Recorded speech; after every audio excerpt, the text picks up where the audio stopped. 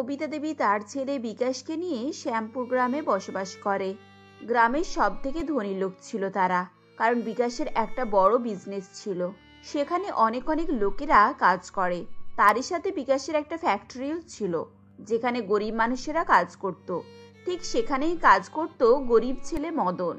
মদন তার মা অঞ্জলি দেবীকে নিয়ে বসবাস করে। মদনের সংসারে অনেকই টানাটানি দিন চলত, কারণ ফ্যাক্টরিতে মাস শেষ হলে পয়সা দিত, আর এখনকার যুগে ধার তো কেউ দিতেই চাইতো না, যার কারণে তাদের হয়তো একবেলা খেয়ে আর একবেলা শুকিয়ে কাটাতে হতো। এরকম ভাবেই তাদের দিন কাটছিল। দেখতে দেখতে কবিতা দেবী তার একমাত্র ছেলে বিকাশের বিয়ে ঠিক করে ফেলে শহরের একমাত্র ধনী মেয়ে বিলকিসের সঙ্গে। এদিকে মদনের মা অঞ্জলি দেবীও মদনের বিয়ে ঠিক করে ফেলে গরিব পরিবারের মেয়ে জবার সঙ্গে। তারা ছিল অনেকই গরিব। মদন, তুই তোর 2-4 বন্ধু বান্ধবকে নিয়ে গিয়ে বিয়েটা করে নিয়ে চলে আয়।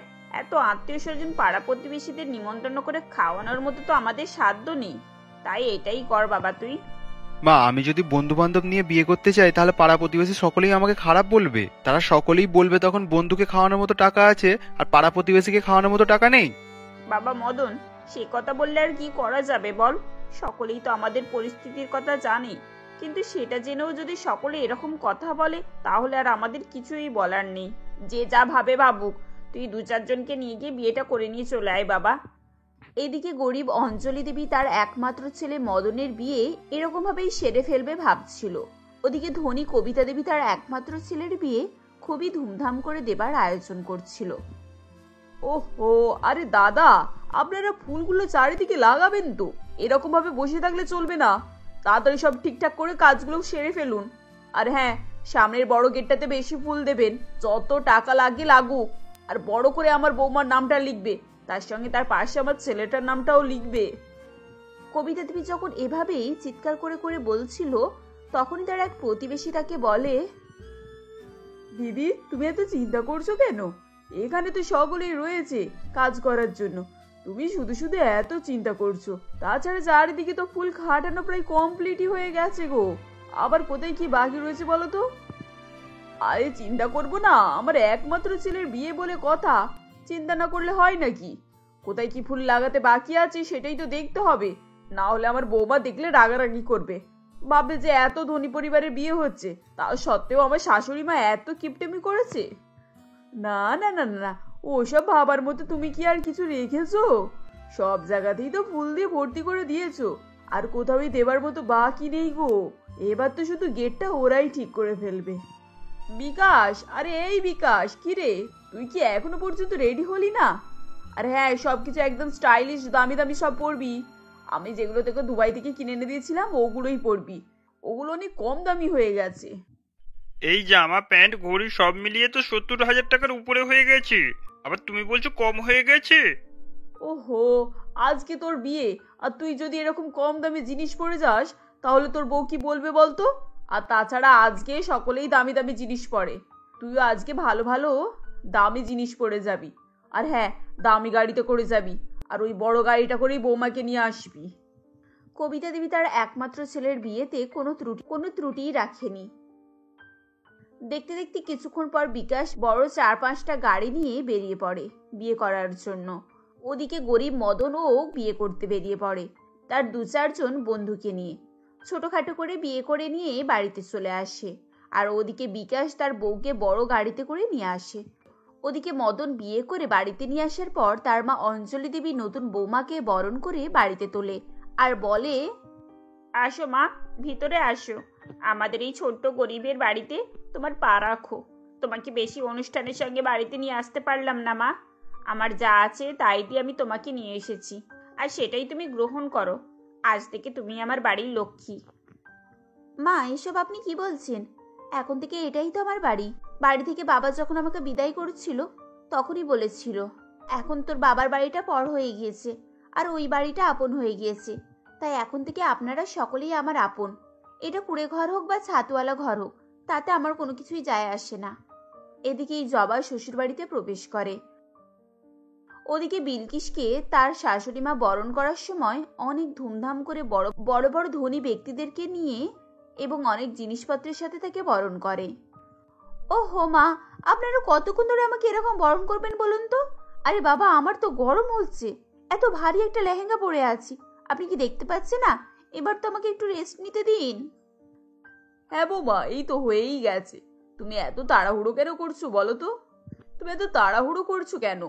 দেখো তোমাকে দেখার জন্য কত ধনী পরিবারের ধনী বিজনেসম্যানরা এসেছে, আর তুমি তাদের সঙ্গে না দেখা করার কথা বলছো? এরকম করলে ওনারা তো খারাপ ভাববেন বলো। কে কি ভাববে না ভাববে সেটা আমার জেনে কোনোই দরকার নেই। এখন আমার খুব বিরক্ত লাগছে আর খুব ঘুম পাচ্ছে। বিকাশ, চলো না আমরা রুমে যাই, এখানে আর কতক্ষণ ঠাকুরের মতো দাঁড়িয়ে থাকবো?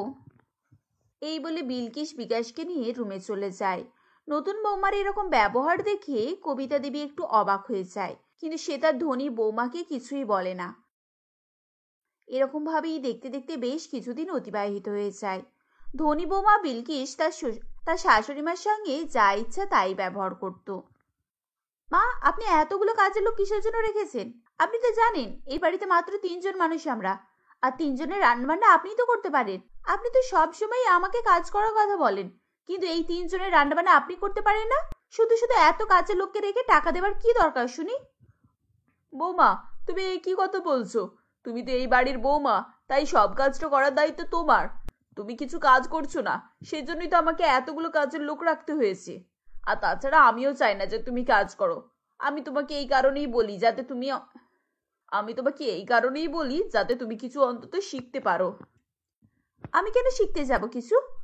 আপনি তো রয়েছেন সবকিছু কাজ করার জন্য, আর এখন যেহেতু এতগুলো কাজের লোক রেখেছেন, তাই জন্য আপনিও তো হাত পা গুটিয়ে বসে থাকেন। আপনি কিরকম যে কাজের লোক রেখেছেন কে জানে? এখনো পর্যন্ত নাস্তা জলখাবার কিছুই দিয়ে গেল না। বৌমার অসুবিধা হওয়ার কারণেই কবিতা দেবী বৌমার ভালোর জন্য 5-6টা কাজের লোক রেখে দিয়েছেন, কিন্তু তার সত্ত্বেও বিলকিসের মুখের কথা যেন শেষ হয় না। এদিকে গরিব বৌমা জবা তার শাশুড়ি মা অঞ্জলি দেবীকে বলে, মা, আপনি কিসের জন্য এত সব কাজ করছেন? রান্না বান্নার বাকি যা যা কাজ আছে এই সবই তো আমার কাজ। আপনি কেন এত কাজ করতে যাবেন বলুন তো? আপনার তো এখন বয়স হয়েছে, এতদিন ধরে আপনি এই সংসারটাকে সামলে এসেছেন, এবারে আপনি একটু রেস্ট নিন আর আমাকে কাজগুলো করতে দিন।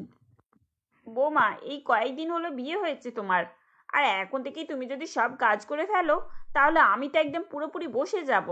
যখন আমার শরীর অসুস্থ হবে তখন তো তোমাকেই করতে হবে। এখন আমার শরীর ভালো আছে, এখন আমাকেই করতে দাও মা।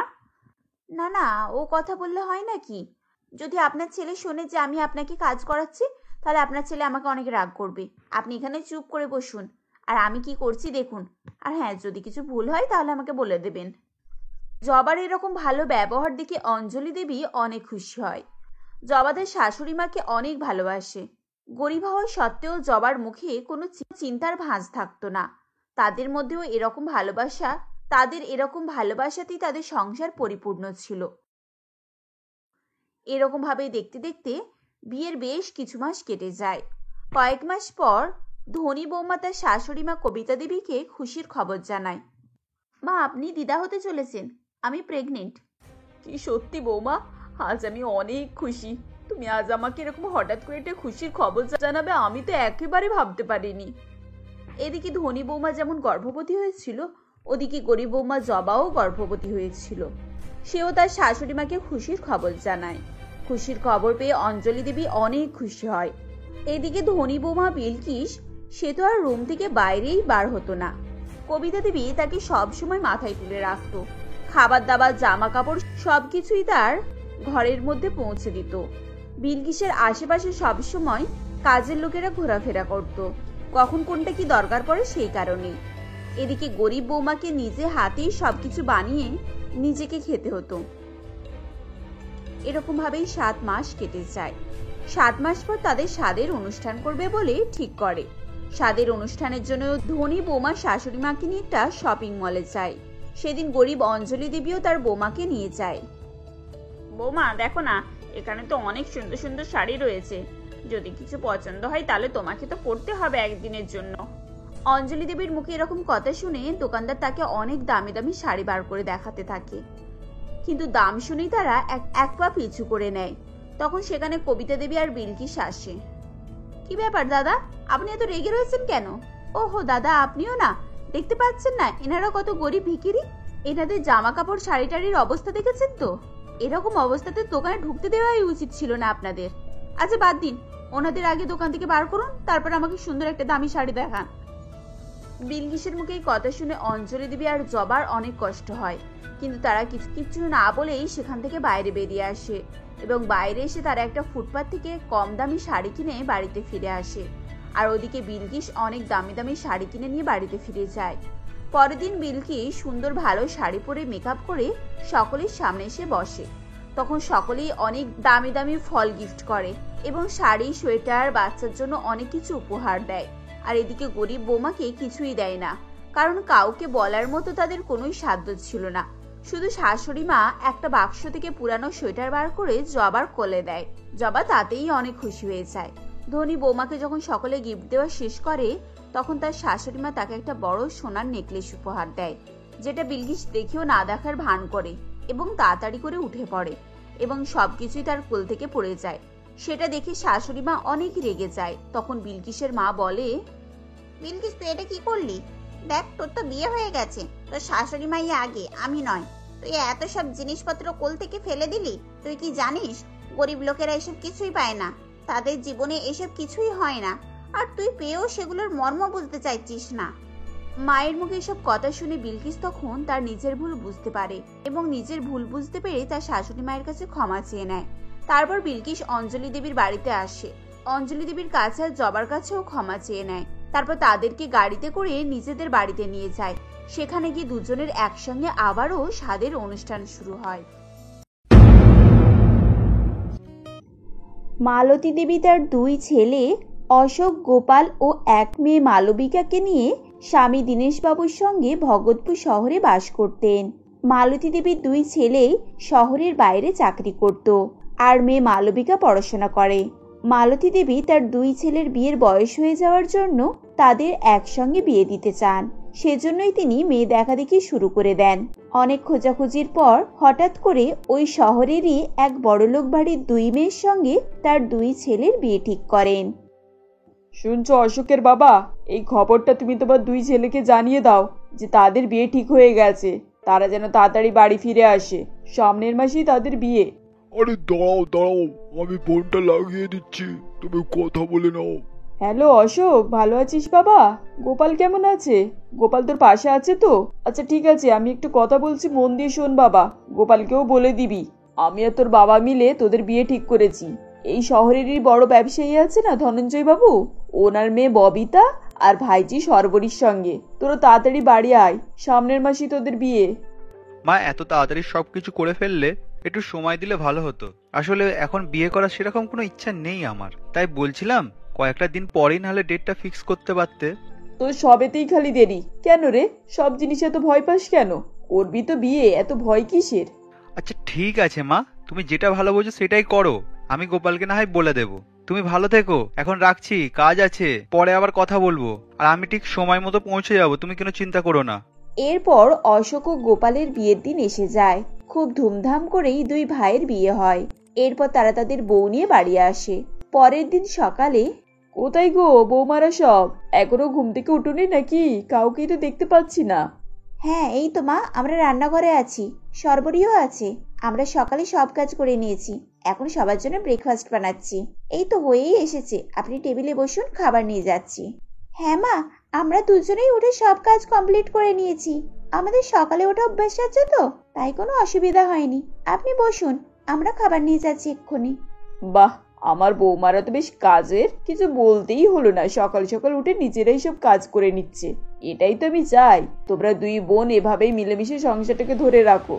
এভাবেই বেশ কিছুদিন কেটে যায়। 2 ছেলেই আবার শহরের বাইরে কাজে চলে যায়। 2 বোন মিলেমিশে সারাদিনে যত রান্না বান্না থেকে আরম্ভ করে সমস্ত কাজ কমপ্লিট করে শাশুড়ির কাছে এসে বসে গল্প করে। এভাবেই 2 বোন মিলেমিশে সংসারটাকে নিয়ে বেশ মানিয়ে গুছিয়ে থাকে। কিছু মাস এভাবেই কেটে যায়। তারপর হঠাৎ একদিন ববিতা বলে, মা জানেন তো, আমার শরীরটা আজকে ভালো লাগছে না, মাথাটা কেমন জানি ঘুরছে, দাঁড়াতেও পারছি না। ঠিক আছে বৌমা, তুমি শুয়ে রেস্ট নাও। ছোট বৌমাকে বলে দিচ্ছি, ও সব কাজ করে নেবে। আগে তুমি তোমার শরীরটাকে ভালো করো, বুঝেছো? দিদি, তোমার জন্য খাবার নিয়ে এসেছি, ওটা একটু খেয়ে নাও। সকাল থেকে তো সারাদিন কিছুই খাওনি, আরো শরীরটা খারাপ লাগবে, একটু কিছু খেয়ে নাও বুঝলে। তুমি আমার জন্য খাবার নিয়ে আসতে গেলে কেন? আমি তো টেবিলে গিয়ে খেতাম। থাক বড় বৌমা, আজ আর তোমাকে বিছানা থেকে উঠতে হবে না, তুমি শুয়ে থাকো। আমি ডাক্তারকে ডেকেছি, ডাক্তার এক্ষুনি চলে আসবে।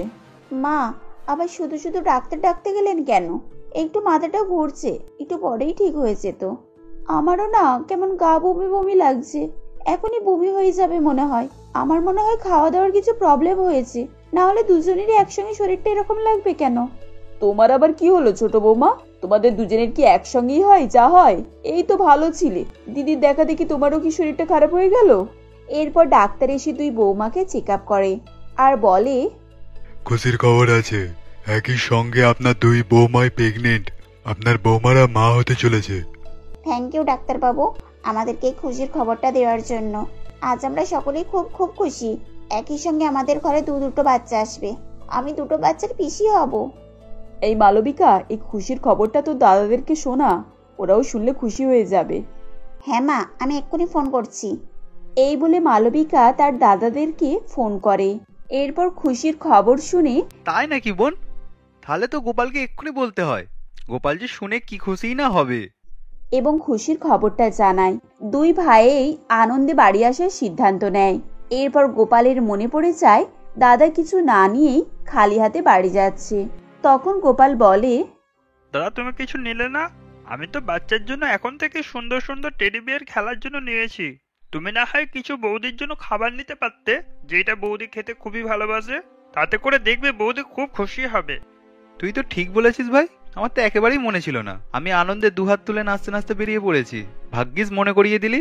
না, সামনেই ফাস্টফুডের দোকান আছে, বাসটা ওখানে থামলে কিছু ওখান থেকে নিয়ে নেব।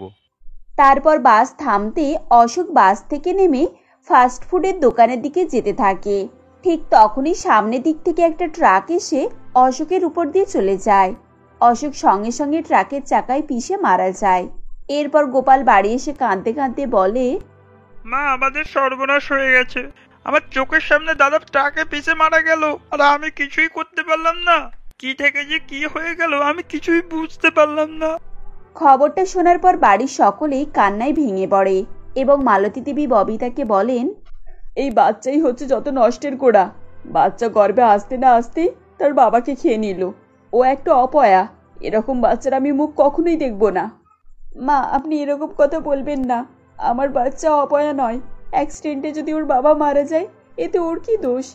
হ্যাঁ, এই বাচ্চারই দোষ, কারণ এর জন্যই আমার ছেলে বাড়িতে আসছিল, আসতে গিয়ে মারা গিয়েছে। তুমি আর তোমার বাচ্চা দুজনেই অপয়া। এই ঘটনার পর থেকে মালতী দেবী ববিতাকে আর সহ্য করতে পারে না। সব সময় তার সঙ্গে অশান্তি করতে থাকে এবং বাড়ি থেকে বের করে দেবার চেষ্টা করে। শুধু শর্বরীর জন্য ববিতা বাড়ি ছেড়ে যেতে পারে না। একদিন মালতী দেবী শর্বরীকে বলেন, ছোট বৌমা, তোমার আজ ডক্টরের কাছে অ্যাপয়েন্টমেন্ট আছে, তোমার মনে আছে কি? হ্যাঁ মা, মনে আছে। আমি রেডি হয়ে গিয়েছি, দিদি আসলেই বেরিয়ে যাব। ওই মুখ পুড়িয়ে আবার কোথায় যাবে? খবরদার, তুমি এই বিধবা মেয়ের ছায়া মারাবে না, তাতে তোমারই অমঙ্গল হবে। মা, আপনি এভাবে বলছেন কেন? দিদিরও তো চেক আপের দরকার আছে। না শর্বরী, আমার দরকার নেই, তুমি যাও। সত্যি তো, আমার জন্য তোমার যদি ক্ষতি হয়, আমি সেটা কখনো মেনে নিতে পারবো না। বাজে কথা বলো না দিদি, তুমিও চলো আমার সঙ্গে। তোমারও চেক আপের দরকার আছে, বুঝেছো? কারণ তুমিও এ বাড়ির বউ। যে যাই বলুক না কেন, একটা অঘটনের জন্য সবসময় তোমাকে কেউ দোষারোপ করবে, সেটা আমি হতে দিতে পারি না। তুমি এখন চুপচাপ আমার সঙ্গে চলো। এরপর দেখতে দেখতে 7 মাস হয়ে যায়। এরপর মালতী দেবী খুব ধুমধাম করে শর্বরীকে স্বাদ খাওয়ানোর অনুষ্ঠান করেন। বিশাল আয়োজন দেখে সকলেই চমকে যায়। সকল আত্মীয় স্বজন শর্বরীকে আশীর্বাদ করে, আর অন্যদিকে ববিতা চুপচাপ মন ছোট করে দাঁড়িয়ে থাকে। শর্বরী সেটা ভালোভাবেই বুঝতে পারে এবং তার শাশুড়িকে বলে, আচ্ছা মা, স্বাদ খাওয়ানোর অনুষ্ঠান শুধু আমার কেন? দিদিরও তো করা উচিত। আমরা তো দুজনেই একসঙ্গে প্রেগনেন্ট হয়েছি। কতবার বারণ করেছি তোমাকে, ওর নাম মুখে নেবে না। ওই অভিশপ্ত বাচ্চার জন্যই আজ আমার ছেলে আমাকে ছেড়ে চলে গিয়েছে। সেজন্য ওই বাচ্চার জন্য আমি কিছুই করব না, আর ওকে আমার সামনে থেকে সরে যেতে বলো। মালতী দেবীর কথা শুনে ববিতার মন ছোট হয়ে যায় এবং সে নিজের ঘরে গিয়ে শুয়ে শুয়ে কাঁদতে থাকে এবং ঈশ্বরকে জানায়, হে ঈশ্বর, আমি কি দোষ করেছি? আমার বাচ্চাই বা কি দোষ করেছে? সবসময় আমাকে আর আমার বাচ্চাকে কেন খোঁটা দিয়ে কথা বলে? এভাবেই সেদিনটা কেটে যায়। এমনই একদিন রাত্রিবেলা ববিতা প্রসব যন্ত্রণায় ছটফট করতে থাকে। তার আওয়াজ শুনে সবাই ছুটে আসে এবং তাকে তাড়াতাড়ি নার্সিংহোমে নিয়ে যাওয়া হয়। দিদি, তোমার কিচ্ছু হবে না, আমি রয়েছি তোমার সঙ্গে, তুমি কেঁদো না দিদি, একটু শান্ত হও। এই বলে সর্বরী নিজের দিকে ধ্যান না দিয়ে ববিতাকে নিয়ে নার্সিংহোমে ছোটাছুটি করতে থাকে। এরপর নিজেরও পেটের মধ্যে খুব ব্যথা ওঠে। মা, খুব পেটে ব্যথা করছে, আমি সহ্য করতে পারছি না। মা গো। সর্বরী যন্ত্রণায় ছটফট করতে থাকে। ডক্টর সর্বরীকেও তাড়াতাড়ি অ্যাডমিট করে নেয় এবং দুজনেই সুন্দর ফুটফুটে বাচ্চার জন্ম দেয়। তখন ডাক্তার বলে, আপনার বড় বৌমার পুত্র সন্তান হয়েছে আর ছোট বৌমার কন্যা সন্তান। মা ও বাচ্চা সবাই সুস্থ আছে, আপনারা গিয়ে দেখা করতে পারেন। ববিতার বাচ্চাকে দেখে সকলেই চমকে ওঠে, কারণ তার বাচ্চাকে পুরো অশোকের মতো দেখতে হয়েছিল। যে কারোরই বাচ্চাকে দেখার পর অশোকের কথা মনে পড়ে যাচ্ছিল। এমনই সময় ববিতা বলে, পুরো বাবার মতো দেখতে হয়েছে, তোকে দেখলেই অশোকের কথা মনে পড়ে যাচ্ছে। সেই রকম মুখ, নাক, চোখ, পুরো বাবার মুখ পেয়েছে। ওর বাবাই হয়তো ফিরে এসেছে আমাদের কাছে। ববিতার কথা শুনে মালতী দেবী বলেন, কই দেখি দেখি, হ্যাঁ সত্যি তো, এ তো পুরো আমার অশোক। আমার অশোক আমার কাছে ফিরে এসেছে। মায়ের কষ্ট ভগবান বোঝার জন্যই একে আমাদের কাছে পাঠিয়েছে। বড় বৌমা, আমার ভুল হয়ে গেছে, আমাকে ক্ষমা করে দাও মা। না জানি আমি তোমাকে কতই না খারাপ কথা বলেছি, কত বাজে ব্যবহারও করেছি তোমার সঙ্গে। তোমার কষ্ট একটু আমি বোঝার চেষ্টা করিনি, শুধু অপমান লাঞ্ছনাই দিয়ে গিয়েছি। মা, আপনি দয়া করে ক্ষমা চাইবেন না, আমি আপনার কষ্টটা বুঝি। আপনি আপনার ছেলের মৃত্যুতে শোকাহত হয়ে আমাকে এরকম বলেছেন, ওসব আমি কিছুই মনে করি না। একটা মা তার সন্তানকে হারালে তার কত কষ্ট হয়, তাই আপনি আমাকে এসব বলেছেন। তুই কিসের তৈরি রে মা? এত কিছু বলার সত্ত্বেও তুই আমাকে সান্ত্বনা দিচ্ছিস? তোর রাগ হচ্ছে না আমার প্রতি? ছেলে মেয়েরা কখনোই মায়ের উপরে রাগ করতে পারে না মা। আমরা তো আপনার মেয়ের মতো। ছেলে মেয়েরা কি কখনো মায়ের উপরে রাগ করতে পারে? আমরা তো আপনার মেয়ের মতো, আর আমি কেনই বা আপনার উপরে রাগ করব? আপনি আমাকে যা বলেছেন আপনার কষ্ট থেকে বলেছেন, আমি এসব কিছুই মনে করি না। তারপর সবাই মিলে তারা বাড়ি চলে আসে। মালতী দেবী তার দুই বৌমা আর নাতি নাতনিকে নিয়ে বরণ করে ঘরে তোলে এবং আগের মতোই সবাই মিলেমিশে একসঙ্গে সুন্দরভাবে জীবনযাপন করতে থাকে।